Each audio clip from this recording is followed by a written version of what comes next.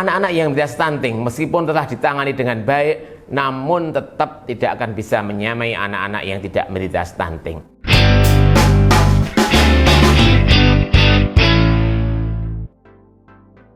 Assalamualaikum warahmatullahi wabarakatuh. Halo Sobat Ikhlas, apa kabar Bunda? Semoga kita selalu sehat selalu. Saya Ahmad Lubaid, dokter anak Rumah Sakit Umum Daerah Prambanan. Kali ini saya akan sampaikan sedikit tentang cegah stunting itu penting. Apakah Bunda sudah tahu apa itu stunting? Stunting adalah suatu kondisi gagal tumbuh pada anak yang diakibatkan oleh kekurangan gizi kronis sehingga terlalu pendek untuk usianya. Berdasarkan survei status gizi Indonesia, angka stunting di Indonesia tahun 2018 yaitu 30,8%. Dan Alhamdulillah tahun 2021 ini turun jadi 24,4%. Angka ini sudah mengalami penurunan tetapi masih belum mencapai target pemerintah yaitu 14% pada tahun 2024. Sobat Ikhlas, lalu apa penyebab stunting pada anak-anak itu? Ada beberapa penyebab stunting pada anak-anak. Yang pertama, dari mulai pada saat ibu hamil, yaitu kekurangan gizi pada ibu hamil. Kemudian berikutnya bisa juga disebabkan oleh karena infeksi atau penyakit menular. Yang ketiga berikutnya adalah kekurangan gizi. Yang keempat adalah pola pengasuhan yang tidak memadai. Dan yang berikutnya adalah faktor lingkungan. Apa sih dampak stunting pada anak-anak yang apabila anak-anak itu menderita stunting? Dalam jangka pendek dikatakan bahwa anak-anak yang menderita stunting itu, kekurangan gizi kronik itu menyebabkan gangguan pertumbuhan maupun perkembangan anaknya. Gangguan pertumbuhan seperti yang kita lihat bahwa anak-anak yang menderita stunting adalah tinggi badan anak itu akan tidak seperti anak-anak yang tidak menderita stunting. Dia akan lebih pendek menurut usianya. Kemudian juga perkembangan otaknya dia juga tidak bisa berkembang dengan maksimal. Beberapa penelitian mengatakan bahwa anak-anak yang menderita stunting dan itu terjadinya di bawah usia 2 tahun dan tidak tertangani dengan baik, angka hasil penelitian IQ-nya adalah lebih rendah dibanding anak-anak yang lain.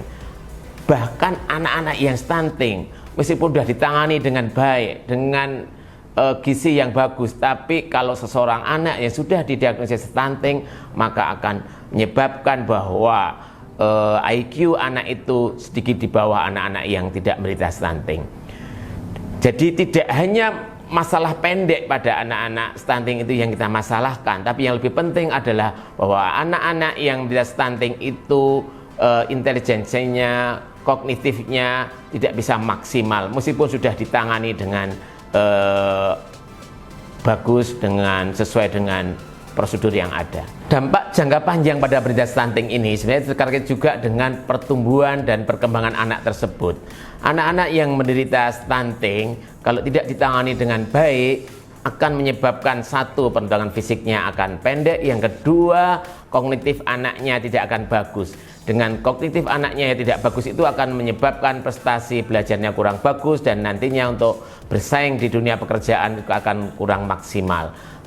Anak-anak yang menderita stunting meskipun telah ditangani dengan baik namun tetap tidak akan bisa menyamai anak-anak yang tidak menderita stunting. Kemudian juga bahwa sistem imun anak-anak yang menderita stunting tidak akan bisa optimal sehingga untuk lebih berisiko untuk menderita penyakit-penyakit degeneratif, misalnya penyakit diabetes mellitus, penyakit jantung, stroke, dan penyakit-penyakit lainnya. Nah, Sobat Ikhlas, apa yang harus kita lakukan untuk mencegah terjadinya stunting? Berikut coba kita simak penjelasannya. Ada beberapa hal yang bisa dilakukan untuk mencegah terjadinya stunting. Pertama, pentingnya 1000 hari pertama kehidupan. Masa emas sejak anak di dalam kandungan sampai usia 2 tahun. Pada fase ini, pertumbuhan dan perkembangan terjadi sangat pesat. Pertama, masa prahamil. Di sini harus kita perhatikan gizi dan kesehatan yang optimal. Kemudian juga konsumsi makanan yang sehat dan bergizi. Yang kedua, masa kehamilan. Pada fase ini diharapkan ibu-ibu bisa makan dengan porsi lebih banyak dan terdiri dari beraneka ragam lauk pauk, sayur dan buah. Ada hubungan antara pola makan anak dalam kandungan dan nantinya. Kemudian juga konsumsi tablet tambah darah. Ibu-ibu hamil disarankan untuk tidak merokok, tidak minum minuman bersoda dan beralkohol. Kemudian juga Dilakukan kunjungan pemeriksaan kehamilan ke tenaga kesehatan minimal 6 kali selama kehamilan.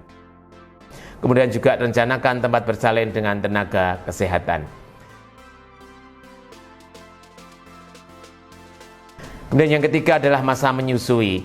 Pada masa ini berikan ASI eksklusif dan dilanjutkan dengan pemberian ASI sampai usia 2 tahun. Berikan makanan pendamping ASI saat anak mulai berusia 6 bulan.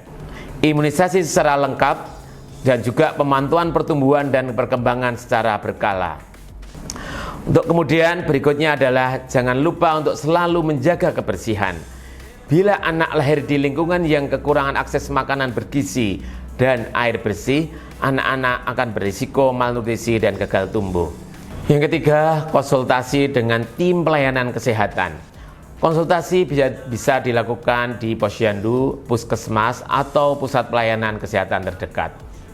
Nah, Sobat Ikhlas semua, jadi ayo sama-sama kita cegah stunting sedini mungkin untuk mewujudkan generasi yang sehat, cerdas, dan bebas stunting.